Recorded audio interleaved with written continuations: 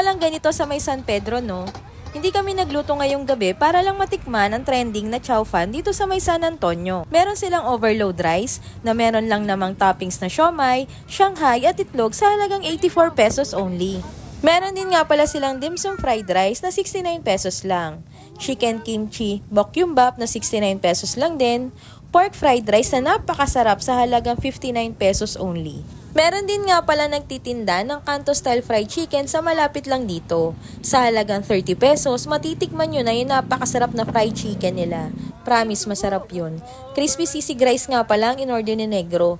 Kahit saan naman mapunta tong Negro na to, sisig talaga ang hinahanap niya. Ito nga pala yung mga pamangkin kung walang kaselan-selan, kahit saan mo yayain, magana pa din kumain. Ika nga nila, the family that eats together, stays together. Basta pagkain, talagang pinagkakasunduan naming lahat yan. Para sa amin, yung pagkain ng sabay-sabay, lalo na sa gabi, nakaka-relax.